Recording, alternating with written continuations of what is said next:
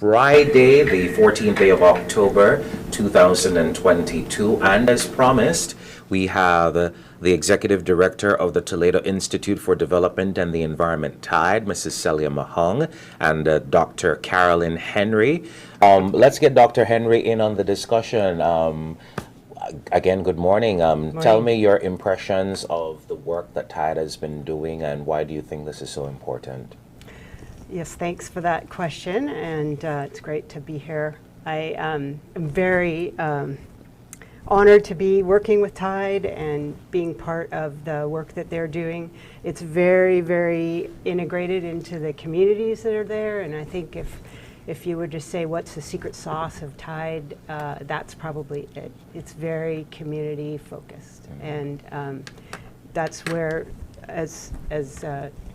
Celia was saying, that's who's there on the landscape, and that's who's going to be there over time, regardless of what TIDE is doing. And so by focusing there, I think they're having a tremendous impact. So tell me a little bit about your role in all of this. How are you helping TIDE to mark this milestone birthday? Yeah, well, I think of myself as a special projects person. Okay. There's special projects. There's just one after the other. But yes, so Ms. Celia asked me to do this assessment of the TIDE scholarship program that's been it's been active since 2001. Right. So 21 years of scholarships, and we wanted to look and see what impact that has had in our communities, and for the kids themselves that have been through the program. A bit about the scholarship program, because we were saving a lot of the discussion on that for this particular program, Ms. Celia. So sort of weigh in on that for me. So the scholarship program began all the way in 2001. So it's been 21 years since TIDE has been providing high school scholarships. It started very small, and Judy Bergsma of Maya Bags is one of the main persons who started the program with us at TIDE. And so she got her family and friends to donate for us to send between 5 to 10 students to get full scholarships. So tuition, registration, books. At the time, we also offered uniforms. And then eventually that program grew. People came to TIDE, saw the work that we did, and were willing to contribute towards our scholarship program. We continued with tuition scholarships for a number of years, and then I would say over the past 10 years, we evolved into offering only book scholarships. And we're doing that because we find that we can offer more scholarships when we offer book scholarships. Right. So instead of having 5 or 10 students getting full scholarships, we can have 40. We've had up to 45 students in some years on book scholarships. So basically spreading the resources around. Spreading the resources around. And then the books are also reused for a year or two. And most of the time we have books to give to a larger number of students. And so that program really, we have to thank our current donor for that program, Mass Audubon, who has been providing scholarships to students for that program. PACT has also provided a significant amount of money for our scholarships. And then we had a project under the German Corporation and Marfan, where we had also huge numbers of students on that scholarship. And you're looking on your screen, if you're watching on television and on Facebook, several pictures of some of the recipients of that scholarship program over the 21 years of it being in existence. And the common thread, it appears to me, whether or not they're wearing masks, is happy faces, very happy families, because they've been able to get that much needed resource, and that sort of catapults them to the end where they get their hat and tassel, right? And that's certainly a good feeling, I'd imagine. Definitely. So it's a goal for us to take students right through first to fourth form. And so one of our board members thought that it was a good time for us to do an assessment of this scholarship program now that we're celebrating our 25th anniversary. And that is where we got the help of Dr. Henri, who will tell us more about the process that she undertook to get the assessment Right, completed. I'm and she also interested. has results and the impact of the program. Yeah, so let's talk a little bit about let's talk about the scope of the assessment. What was it that you were hoping to find? Yeah, so, well, the purpose was to mark the 25th anniversary of the organization, and we wanted to look at the impact of the program. So the quantitative impact, how many kids and how many students went through the program, how many years they were assisted, and it's kind of the statistics part of it. Right. But then also the qualitative aspects as well. So how did it affect you if you were a student and on a scholarship? How did that affect you during school? And then how might that have influenced you after you left school? Right. And so looking at those kinds of things is what we did. Okay. And then we also looked at a number of things for, going forward. Hopefully Tide will be here much more than 25 years. Right, indeed. For the next 25 years, how can we improve the program? What are some of the feedback we got from parents and students about how to make things better? Indeed. The assessment it's complete by now, isn't it? Yeah. So, what are some of the key findings? What are some in terms of both the qualitative and the quantitative side? Well, we actually have a PowerPoint about that. Okay. If you would like to see it. So, yeah. So there on your screen there, you can see that the purpose was to measure the impact and look to the future. So. You were a step ahead. That's what we've already talked about. So we can maybe go to the next slide there. So we had 22 years of data that we collected, and it was in all kinds of forms and boxes and files, electronic and otherwise. We compiled all that, did a number of community interviews with educators, both teachers and administrators, and then also other scholarship program managers as well, and just kind of community interviews as well as with our staff. So the big thing we did was a survey of the parents and students, so you can see on your screen there, to look at the short and long-term impacts. And we took, normally when you do a study like this, you follow the student as they're coming into the program, and then you track them, all the way maybe through to when they retire. But we don't have that luxury because it's, already happened. So you look past and you look at cohorts of people. You say, all right, well, we can look at students who are actually in school now and how the impact is, and then what are the impacts maybe up to 5 years after they get out, and then maybe to 10 years. And then looking beyond, 10 years past when they've left high school, how are there still impacts? And as you'll see, there actually are, which is kind of exciting. So we did 88 interviews out of 300 students to collect our data. So just a little bit of background that the scholarship program operates in. It's secondary school is expensive, as we know, and it can cost anywhere from $700 to $1,000 Belize a year in Toledo District to attend secondary school. So we have 40,000 people in Toledo. There's about 2,000 students in secondary school. So only about 60% of the children who are in primary transition up to secondary. And a big part of that is because of the cost. So on here, this is our first result slide. We mentioned it's just under 300 students who have been through the program in those years, and about 235,000 Belize dollars have been spent on the program. And so if you see that graph, it starts at 2001 when we started the program, and then goes all the way to 2022 today. So the orange line is the amount of Belize dollars that have been spent on the program. Yes. And the blue line is the number of students who have been through. And as you can see, there's a direct link between the number of students we have in the program and the amount of money we have to support them. Indeed. So there's a direct correlation. And then that big mountain in the middle was a very nice grant from the German government, I think, for 4 years. And so we got a lot of kids through school in that time. But the other point I want to make about this picture is that if you could just go back to that slide, yeah. The funding is very irregular, and that's true of any scholarship program. Right. You're just beholden to whoever's funding it at the time. So it's very irregular, and that has an impact on students. Before we move to the next slide, I want to ask in terms of the funding of the scholarship programs, because you're right, in many scholarship programs, the funding fluctuates. How does the organization sort of find the donors to fund the programs, and is there any way that maybe the organization can look at how we can maybe perhaps maintain a consistent flow of funding in the future?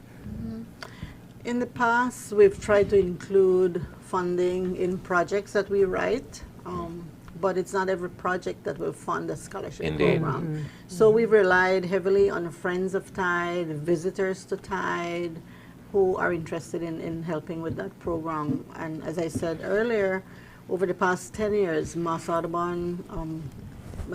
Audubon Society has been the more consistent donor for the past 10 years. Okay. All right, so we could move on if you like. Yeah, and I think one of the other ways to increase our consistency of funding is to reach out to individuals more, because it's a great way to fund a scholarship program, and individual donors, reaching individual donors, because it's smaller amounts. So if you just want to support one student for 1 year, you can do that, or if you want to support 10 students for their whole 4 years, you can do that. So it's very flexible, depending on who your donor is and how much they're able to contribute. Indeed. I think we also have the opportunity of reaching out to individuals who are recipients of this scholarship to ask if they would be willing to contribute towards the program, particularly those that are employed. Indeed. Yeah, and in fact, that was one of the things we found out through our survey, was that in fact 95% of people who have been through the program are more than willing to not only to donate to the program, but to volunteer in the program and Fantastic. to come back and help. Yeah. Okay. So, all right. So we can just go on a Yeah, little we bit can about the results of the survey that we did. So Tide works with the communities that surround the protected areas that Tide manages, and so we found that all the students who came through our program, they were from 20 of the 22 villages that the villages that work with Tide in our program.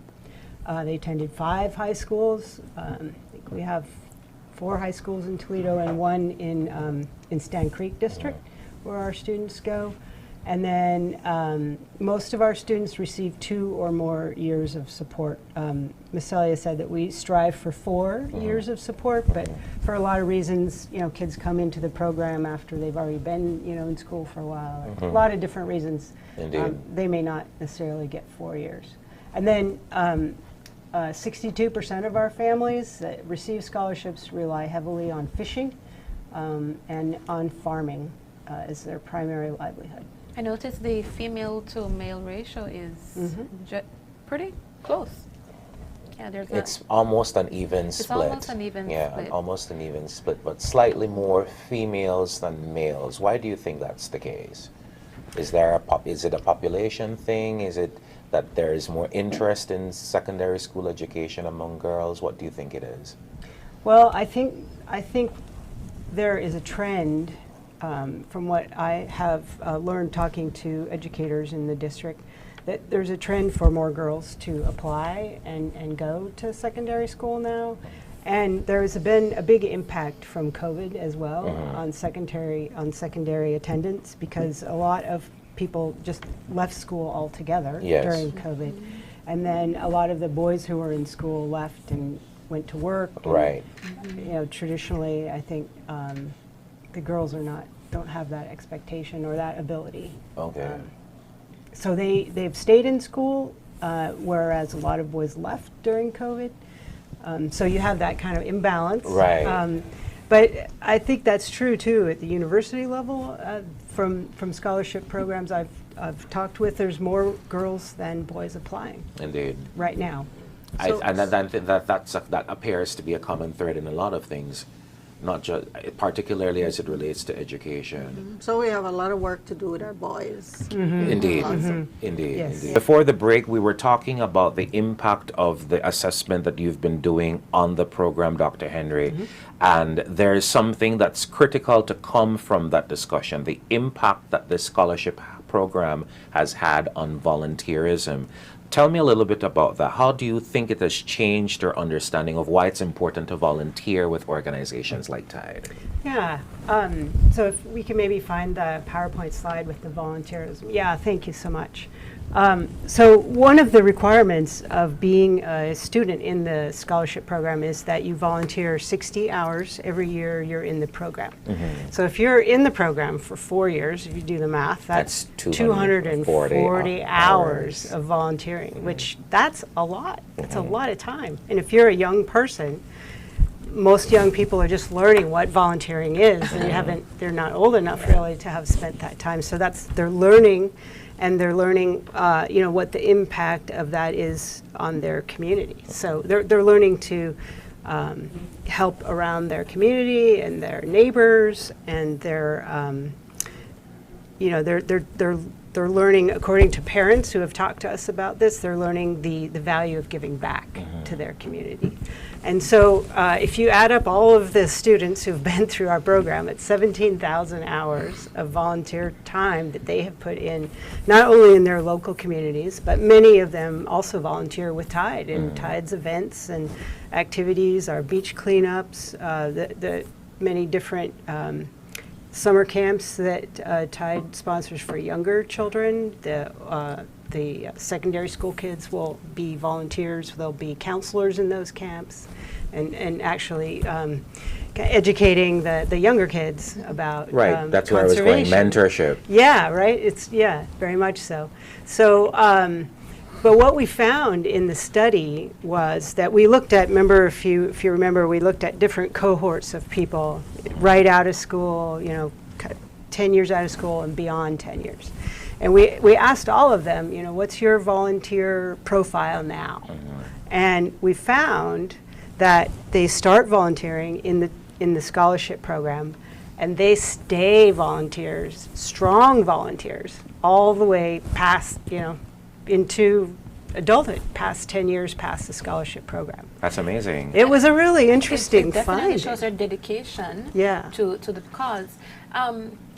What other links would you say, or are there any links to the scholarship program and conservation? Right. Or what it results in terms of Right, conservation? that's sort of that connection between education and conservationism, if you could.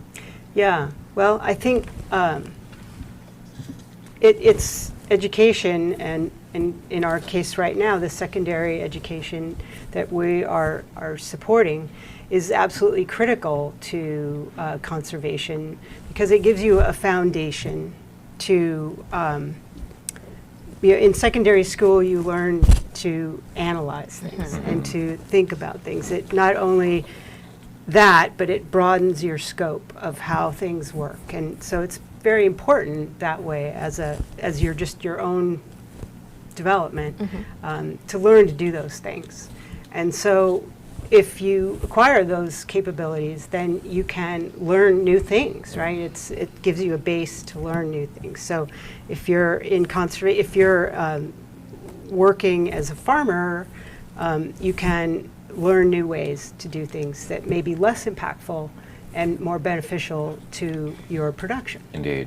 And so I think that there's a huge connection there with education. And You also get an opportunity to diversify career options. Right. Indeed. So if you have an education, yes, you can be a fisher or a hunter or a farmer, but you can also have other options of career choices. Right. I was thinking about that as you talked about the community service component of the scholarship program, because I'm instantly thinking, okay, that will look good on your resume that you've put in 240 hours of volunteerism, but I didn't make the connection right away that it would open up opportunities for you to diversify perhaps your field of study or vocation. And that point that you make right there is the number one reason that people appreciate this program so much is the opportunity that it makes for an individual once they have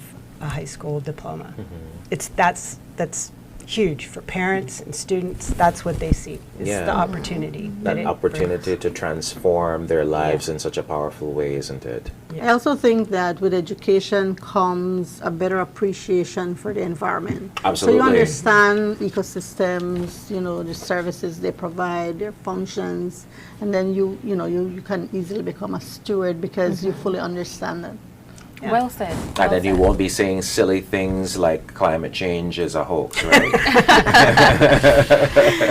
But I'm curious, Mrs. Mahung, to hear from some of those who the program has impacted, and we've actually have some testimonials, right? And we at the last minute decided, you know what?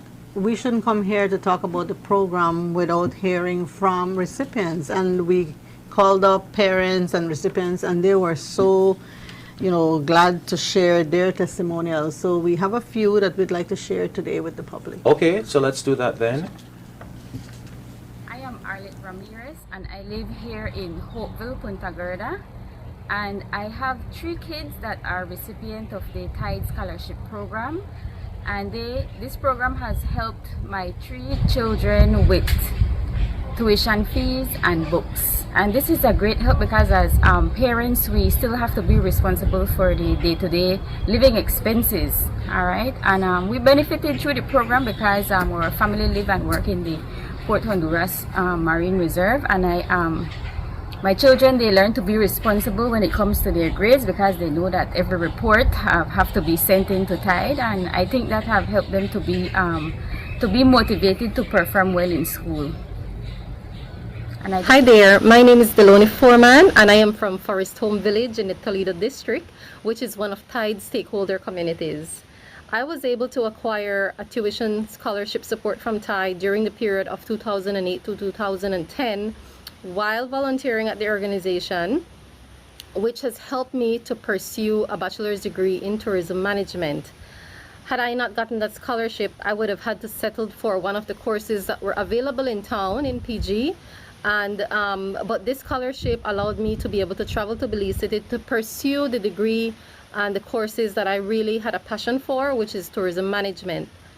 I had successfully graduated from that program, and I went back to Tide and dedicated approximately 10 years leading their tourism department, after which I am now the tourism director for an organization called the Turnip Atoll Sustainability Association, who's managing one of the largest coral atolls in the Caribbean.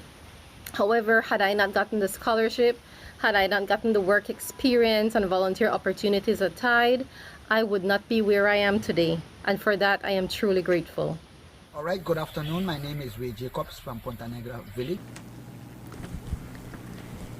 Okay, all right, so that was some of the testimonials, really impactful. I was especially interested in your storyteller there for a second, so drawn in by the impact of the scholarship program. You probably feel a sense of pride, don't you, Miss Celia? Definitely. It's a good feeling to know that as an organization, you can contribute to the development of individuals. I mean, it takes them a long way. And Dr. Henri, what was your reaction to the testimonials, to hear how powerful this scholarship program was for for the recipients? Yeah, it's very heartening. I think you're lucky when you can see such strong impact like that. A lot of times it takes a lot more to suss it out, but this is really clear. And not only to the individuals, but to their communities and to as you saw there with young Robert there, he's out in the world, expanding and making his contributions there. So there's a ripple effect that happens when a person gets a foundational education. From going through that assessment, what do you think similar programs can benefit from Tide's process of putting this scholarship program together and impacting kids for so long? Well, I think one of the reasons we looked at one of the purposes of looking at the scholarship program was to see, where it's at now, and we shared that information. But then, going forward, how can we strengthen it? And of course, I think this is true for any kind of scholarship program. Of course, reaching more children is always a desired outcome, because there are so many more that can go to school but don't. That they're capable of going to school, but they don't have the resources. So, helping them, and then also just the way that we're supporting them. Are there things that we can do that right now we're, of course, tuition and fees and books, and we do a book scholarship right now, so we can expand potentially, but also social emotional support that students need during school, providing safe spaces for that, and also volunteer opportunities. And so, there's a lot of things you can look at, how to make the program better, and that's what we're trying to do. I think one of the things that I really admire, Mrs. Mahung and Ms. Henry, is the fact, because the work that you do in conservation is obviously, the what you focus on most. But the fact that for your 25th anniversary you chose to put a spotlight on the scholarship program, I think that's incredible.